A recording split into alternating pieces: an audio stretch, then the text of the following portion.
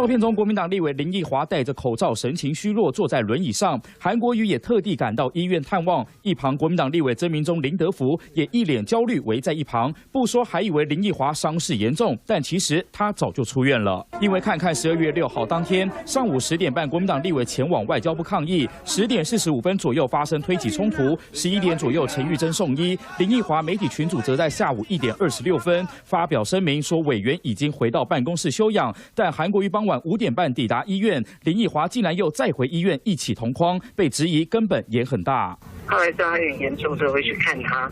我在外面的，我没有在里面啊。我没有在我没有在病房里啊。强调自己并没有再踏进急诊室，但从事发到现在，又是送花又是大合照。国民党从要选总统的，更要选立委的，俨然将医院当成作秀场地。加油，大家加油啊！伤那么重，我告诉你的秘密。